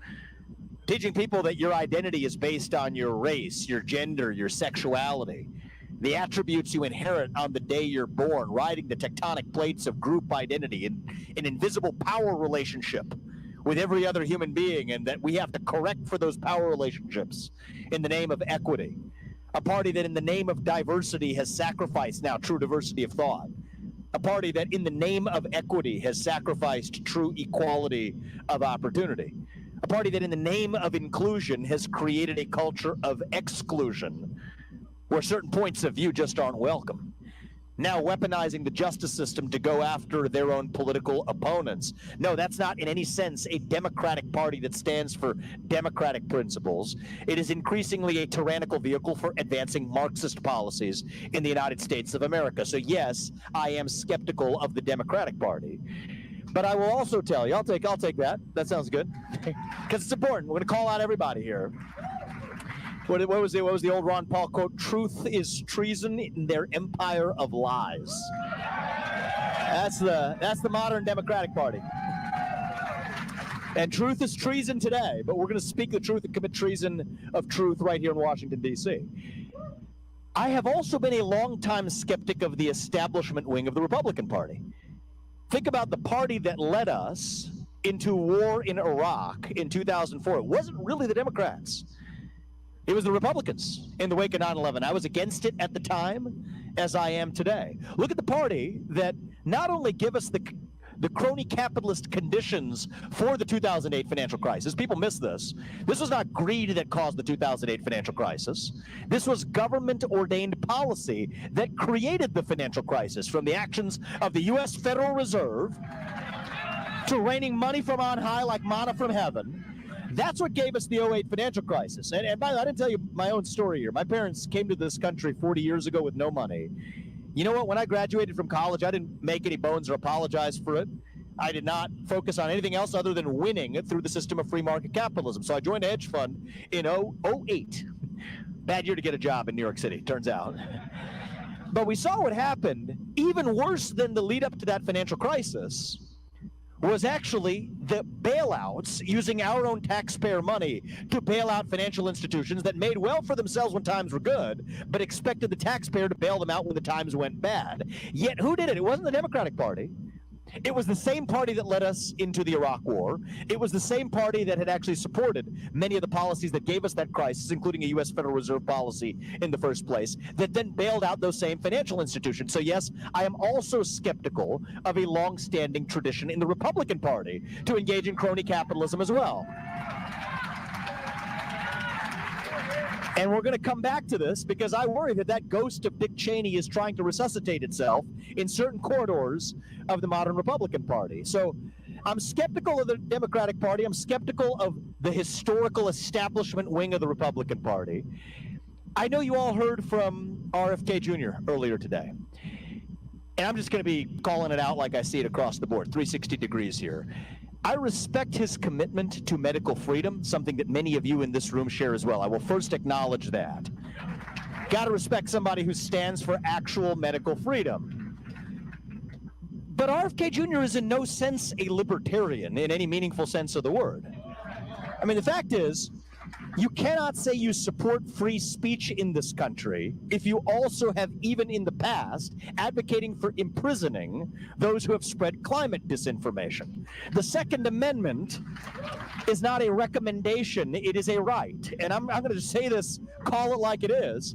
I am proud to be not only the only Republican candidate who came to PorcFest this year, but also to be the only presidential candidate of any party that did not require people to disabuse themselves of their Second Amendment rights in order to enter those grounds either. And I don't think that you're a libertarian if you behave like the other side. I'm glad he's skeptical of the government narrative on vaccines, but he's completely imbibing the government narrative on climate change. I'm glad that he supports actual medical independence, but the fact of the matter is somebody cannot oppose nuclear energy in this country and support an expansion of the regulatory state on grounds of environmentalism or consumer protection and in any way pose as a libertarian. It's just a fact of the matter.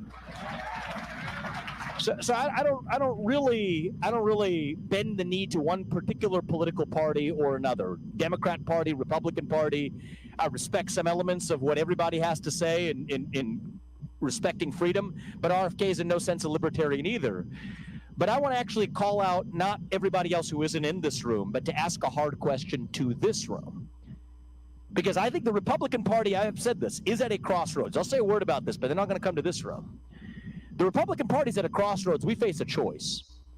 Right now, it is a choice, a fork in the road in the conservative movement between resuscitating that ghost of Dick Cheney, reviving a post-9/11 surveillance state. Back then it was the Patriot Act.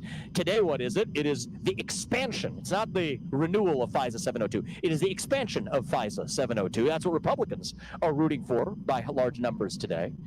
The same party that took us into the Iraq War is now forking over more of your own taxpayer dollars to Ukraine. So one fork in the road for the Republican Party is to go the way of Dick Cheney of the past. Yet the other path that's now emerging as the fork in the road is to go in favor of what they will call industrial policy, but what increasingly looks and smells like a right-wing version of a nanny state. And I don't support that either. The right answer there is none of the above. What is the right answer? The right answer has to do with the people who are in this room. That's the right answer. It's a false choice between the new crony capitalism, the new right-wing nanny state alternative to the left-wing nanny state. I say no to that. I also say no to the Dick Cheney neoconservative vision of yesterday. But the right path forward, that's why I'm here today. That's why I'm here today, actually has to do with those of you who are in this room right now, because you too face a fork in the road. There's a hard question for this party right here to ask itself, the Libertarian Party, which is, what is your goal in 2024? Why are we here? Is it to seek out another best case scenario? Speaking hard truth, 360 degrees, I can't do it I'm not going to stop doing it now. Is it to get 3% as a stretch goal, which would be a great outcome for the Libertarian Party compared to 1% of the last time around? Is that the goal? And to call that a victory and to move on? Or is it to actually take the freedom-centric ideals that those of us in this room share deeply in common and to actually translate that into action? By working and influencing and having a seat at the front of the table of the next administration. That's the question for you to ask yourself. I'm not telling you what the answer is. But the question is, you don't owe me an answer. Nobody owes me an answer. I'm a guest and I'm glad to be here. But the question is, do you want to get 3% or shoot for that as a stretch goal, or do you actually want to change this country by working together? And I will tell you this, I'm speaking to you as a libertarian at my own core. I have gotten to know Donald Trump over the course of the last several years and the last several months. And you're going to hear from him tomorrow night. And the question is, do you want to influence the next administration or don't you? That is the question for this room to ask. And my thesis for you, you believe it? You all get to speak your mind. I respect that. Libertarians in the room got to speak up. But now the question is, how do you get it done? I believe the future of this country depends on a libertarian nationalist alliance that will save this country. That's what I believe is required. And my challenge to you is, how do we work together to actually restore free speech in this country? So you get to speak your mind as long as I get to in return. How do we actually restore religious liberty in this country? So you are free to worship if you wish to worship how you want in this country. How do we work together to restore the actual Second Amendment, not as a recommendation, but as a right in this country? How do we put an end to a central bank digital currency once and for all in the United States? How do we end the Federal Reserve's failed policies and bring competition to the dollar in the United States of America? No, I love it. How do we shut down the three-letter agencies that populate this infested cities in Washington, D.C.? We're not just reforming it. You cannot reform that beast. You want to get serious, get in there and shut it down. Shut down the FBI. Shut down the ATF. Shut down the CDC. Shut down the U.S. Department of Education. Fire 75% of the federal bureaucrats in Washington, D.C., and send them home packing because they never should have had that job in the first place. Rescind every unconstitutional federal regulation that Congress never passed. SEC to FTC to FDA to TSA. I call that 1,000 standing around, by the way. God knows what.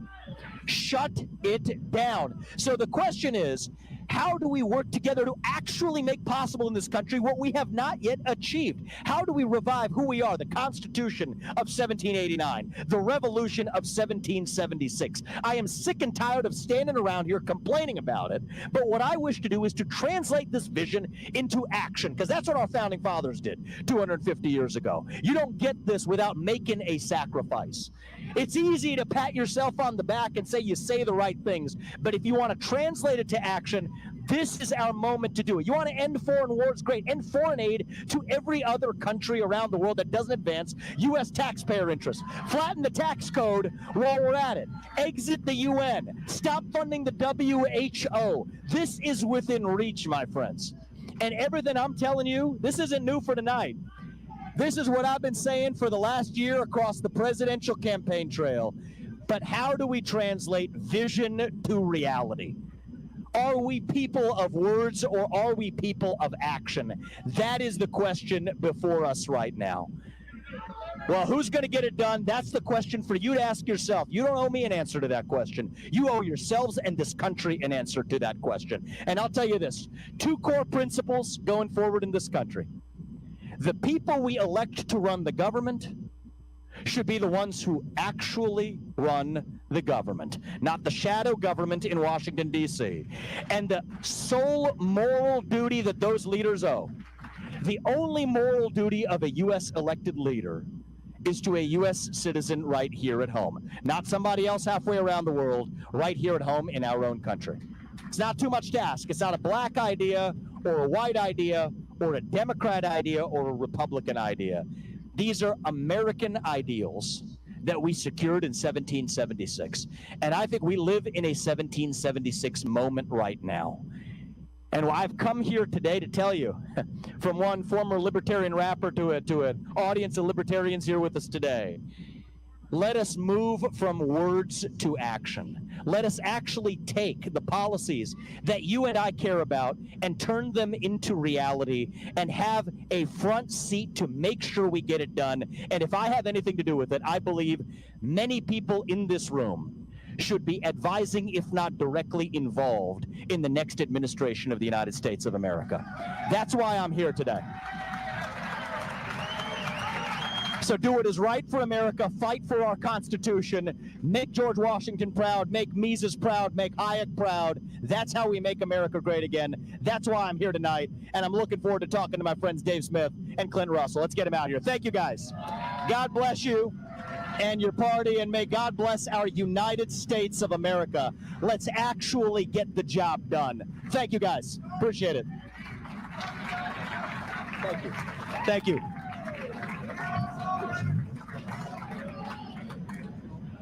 You said it. Who said that? Free Ross, pardon Assange, and Snowden deserves to come home. That much we agree on. I said it on day one of the campaign.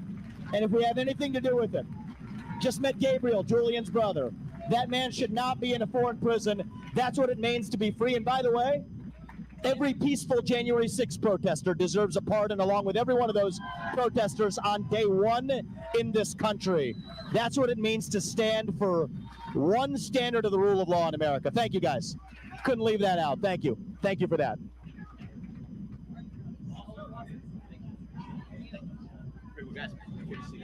What do you want to say? Right here?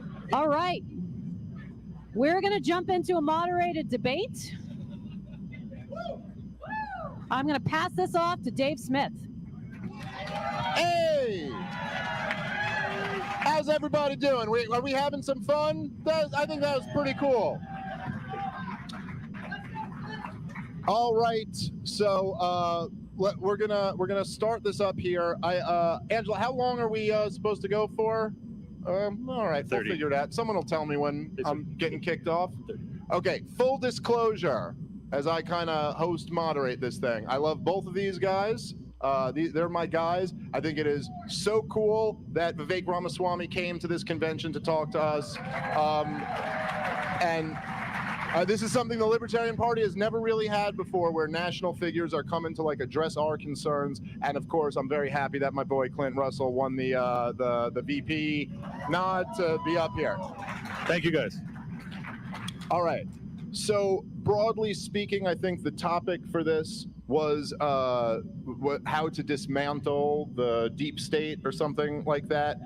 One of my favorite things about you, Vivek, I shouldn't say one of my favorite things. My favorite thing about you and what your campaign and your voice has kind of been directing is this kind of, I think one of the things missing from the populist Trumpist movement in this country is a direct focus on a reduction in the size and power and secrecy of government. And it's one thing to kind of say in the abstract, we're going to drain the swamp.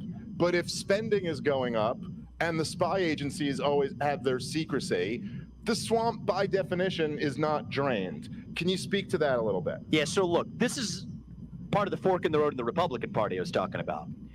A lot of well-intentioned Republicans believe that you have to reform this administrative state. Fire Christopher Wray, you will hear, and then wait for an applause line afterwards, right? It doesn't work because if you cut off one head of an 8-headed hydra, it grows right back. You have to gut it at its core. And so I am of the belief the only correct answer is actually to shut it down and start from scratch and don't rebuild the same cancer you created in the first place. This is practical. So they say the president can't do this. Actually, beautiful thing about the law is, one of the things politicians ought to try is actually try reading it. Turns out the president, there are these civil service protection rules, which I'm against, which say I can't fire you because I disagree with you of your views on abortion or whatever. Fine. Say what you will. Those rules do not apply to mass layoffs. And mass layoffs are absolutely what we need to bring to the DC bureaucracy. And what Elon Musk did to Twitter, we need to bring on steroids to DC. And you know what? Anytime, and here's the other step of this that we don't talk about enough, anytime one of those government officials has pressured a private sector actor to do something that the government official couldn't do directly, we got to disclose that. You called it the Twitter files in the case of one company. I call it the state action files. Anytime a government actor has done something through the back door that they couldn't through the front door, at least we as the public have to actually see it. And I think that combination of transparency and actually be willing to shut down and mass fire large numbers of people is what it's going to take, because no other amount of reform can actually get that job done.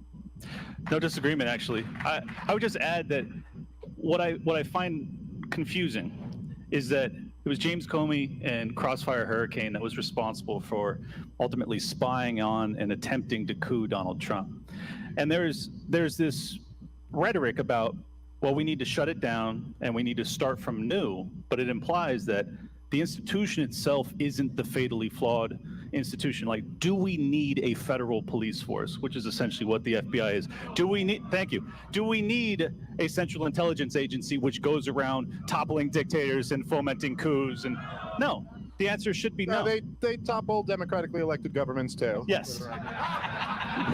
In fairness. So So I think that is probably the biggest divide between from our conversations in the past is like, it seems to me that America got off the path that it was supposed to be on sometime around the foundation of the central bank and the FBI and the Woodrow CIA. Wilson. Yes. Yeah, the progressive era. So why can't we rewind? Why do we have to not just fire and cut and shut down and rebuild, but rather just shut down, abolish, and be done with it? Yeah, that's a great question. So let's start with step one, right? Because we've got the long run future, and then we've got the next 12 months. And I think that the moment we live in right now, we cannot let this one slip our hands right now. Is within 8 months, within 9 months, I believe we will be in a position to turn a lot of this into reality. And you got to take one of two risks, right? Because you can't say, oh, I'm going to cut exactly the amount that I need to. None of us is God, okay? The way you got to look at it is there's one of two risks you're going to take. One risk is you're not going to cut enough. You cut fat, but you don't cut enough fat, but at least you're not cutting muscle. The other risk is you're going to say, you know what, I'm taking a risk, but I'm cutting so much that I'm going to risk actually cutting some muscle. That's the risk I think we got to be willing to take. That's the risk we got to take. So that's the next step. And then if we discover that we cut some muscle, right, and something happens that we didn't know about, we're like, oh, no, that was really necessary. I'm open to taking the risk to say we learned that the hard way, and then we will rebuild what we're missing. So that's the way I look at it. Okay. Maybe we'll need that step, and maybe we won't. And I suspect in 99% of the cases we'll discover that we didn't. Yep. But step one is step one. Yep. And step one is actually making the afuera. Afuera. Well done. So I think that's the way we got it. We got to bring a little Javier to the United States of America. Completely agree. On steroids. Mucho mile. Right. I love meeting that guy earlier this year too. He's an animal. So I think he'd be a good advisor to the next administration, I think.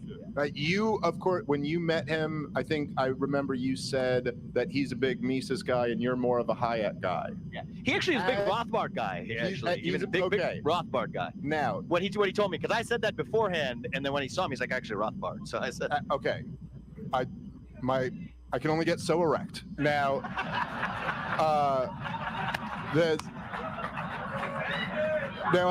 this is a little bit off topic, but since this Malay thing came up, you said you're more of a Hayek guy. Have you not read Mises? And if you have read Mises, how could you possibly prefer Hayek? Well, it's a first love kind of thing. It's a first love kind of thing, right? Because Mises is, in the modern sense of the word, what you'd call more based, okay? But Hayek was actually the constitutional liberty was my first love. Fair enough. And so you gotta what brought you in, right? Everybody here has something that drew them in the first time. And so for me, it was at the age of 19 reading the Constitutional Liberty. Fair enough. And his case for not just the economic, because I'd read Nozick before, and I was underwhelmed, right? I don't know about how all of you feel, but Nozick is brilliant, right? I mean, IQ off the charts. But he made a case that didn't tap into the moral case for actually being a libertarian. And I think Hayek did that in a beautiful way. He made the moral case for capitalism, that not only was it the right system, it was the only just system. And I think the Constitution of Liberty, the part that stood out to me the most, actually, and bringing me back to my own, late teen years here, is he said, you don't actually respect